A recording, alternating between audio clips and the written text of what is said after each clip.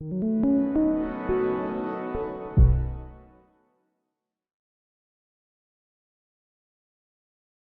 the first thing, the core answer to the question is, how do children do worse when they are raised without significant father involvement? And they do worse in more than 70 different areas.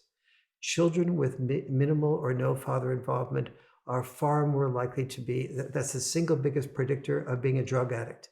So just think of opioid crisis, and you get a little bit of a sense. And prison? And prison, we have a lot of women's centers in the United States, and we have men's centers too, but the men's centers are called prisons. But they're not just prisons. They're prisons in which almost all of the men in the men's centers are dad-deprived boys. In the prisons are dad-deprived boys. They're far more likely to commit crimes. Almost all your criminal acts are acts of minimal or no father involved boys. I ran for governor of California, and I went around to a lot of prisons. And when I spoke to prisoners about the importance of fathers to their children's lives, I had these tough male prisoners come up to me and start crying and saying, I never realized that my children could benefit from me. I just felt I was a bad man who had done bad things and probably deserved to be here. Now I have, for the first time in my life, the incentive to get out of here, to be able to help my children not make the mistakes that I made that put me in prison. And we look at particularly the African-American population, where you and I were talking before about 80% of the African-American males having been in prison at one point or another. And we see how important this is, not only as a gender issue, but also as a race issue. It is.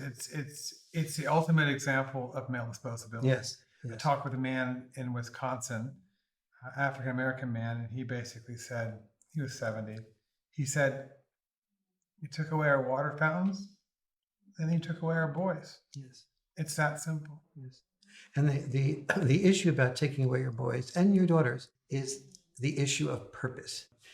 In the boy crisis, I talk about IKIGAI, and IKIGAI is Japanese for a sense of purpose. And studies show that when someone feels they have a sense of purpose, they live longer and they live happier, and they live longer in part because they live happier. And so, and sense of purpose was so important to males in particular, because partially females had it built into their biology. At any time, they were encouraged to have children, and if they wished to have children and they had that personality, they had a sense of purpose in that direction. If they wished to have a career today, they could have a sense of purpose in that direction. It wasn't true years ago. But guys used to have the old sense of purpose of war or work, and today that sense of purpose has been diminished. It's wonderful that boys have more flexibility, but the value of fathers in a boy's life is that if a boy has a purpose void, I no longer have to go to war. I no longer have to be a sole breadwinner. If he has a purpose void, and then that purpose void is compounded by a dad void, he has no way of taking his sense of purpose, that is the dad and mom discovering his unique self, and then matching that unique self to a way of making a living doing that. That is a complex operation that you need both parents weighing in on, so that the boy is discovered for who he is uniquely, and at the same time is encouraged to channel it not just to his own fulfillment, but also to the responsibilities he may potentially have as a future father. We've had a 700% increase in the prison population nationwide, but in California, there's been 18 new prisons and versus one new university built in the last, I think it's 3 decades. And we all know the enormous amount of costs that it takes to house prisoners, to say nothing of, and when we measure that cost, we often talk about the cost of prisons. We don't talk about the loss of income coming from boys who could then pay taxes, are now, instead of paying taxes, they're absorbing taxpayer money.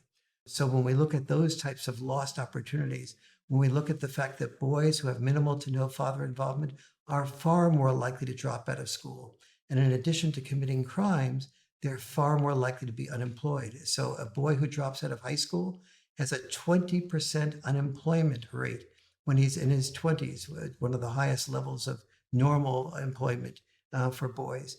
And during that normal employment period of having a 20% unemployment rate, those are all boys that are absorbing taxpayer money and not paying money in taxes.